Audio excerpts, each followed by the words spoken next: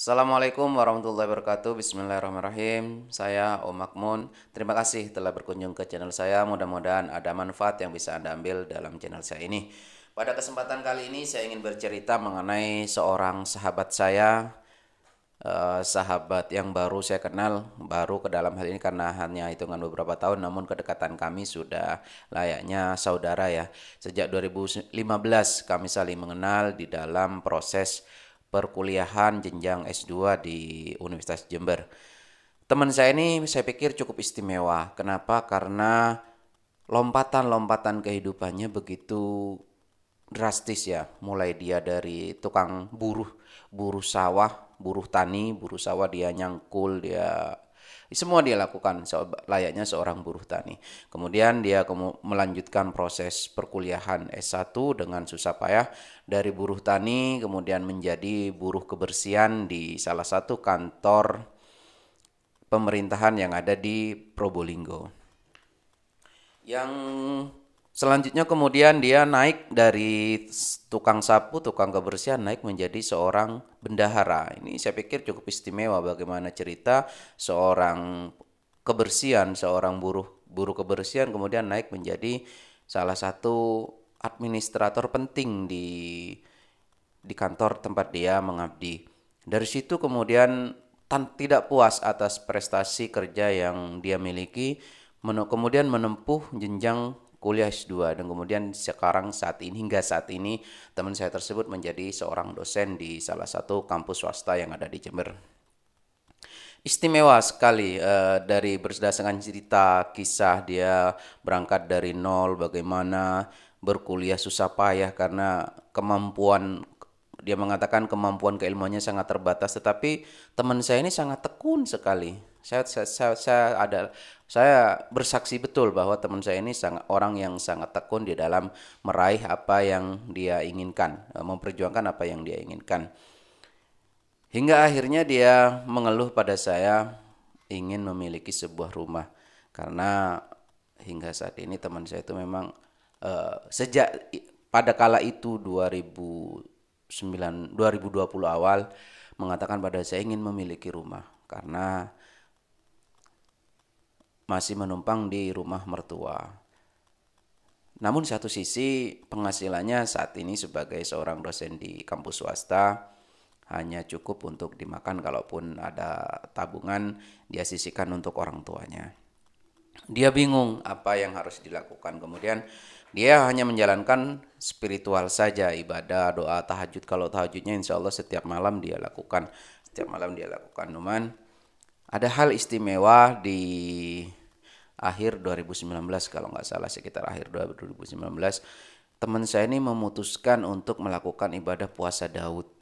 Puasa Daud seperti yang kita ketahui, sehari puasa, sehari tidak. Kemudian puasa lagi, tidak lagi. Artinya selang-seling ya. Kalau Senin puasa, Selasa tidak. Rabu puasa, Kamis tidak.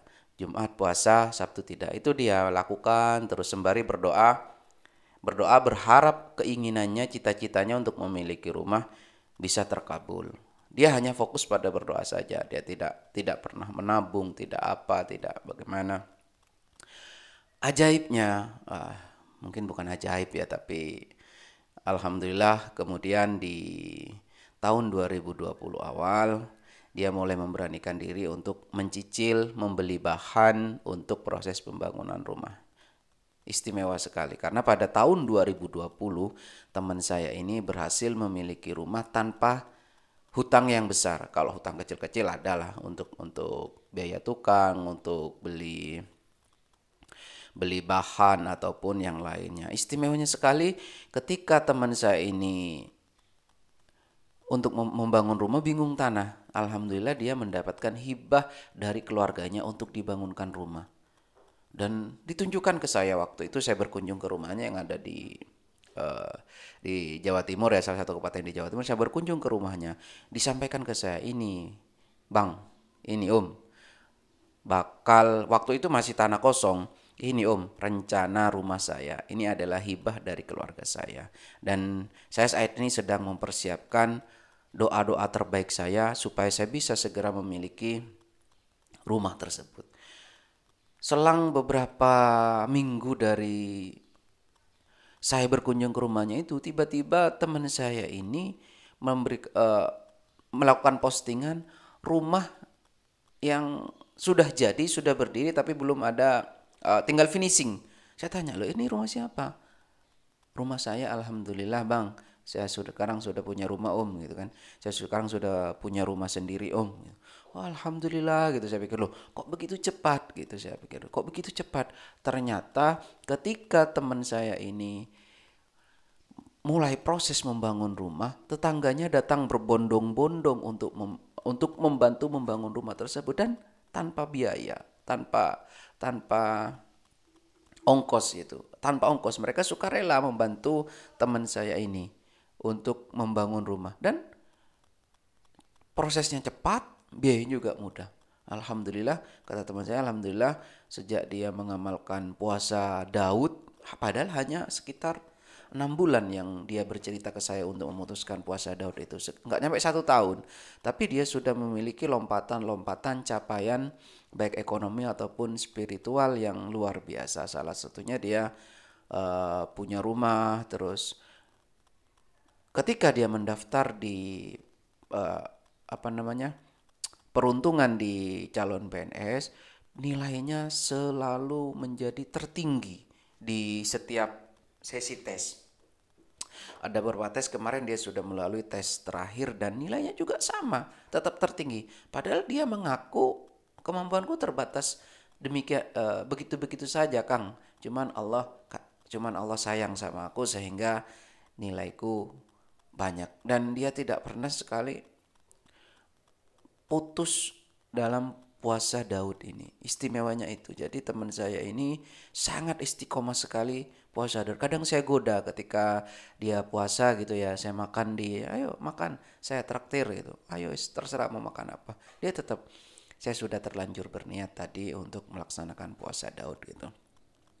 Dan banyak hal-hal lain yang dia sampaikan kepada saya, kemudahan-kemudahan yang dia dapatkan setelah mengamalkan puasa Daud, eh, tidak lebih dari 1 tahun ini. Tetapi ketika dia tanya ke saya, dia sampaikan ke saya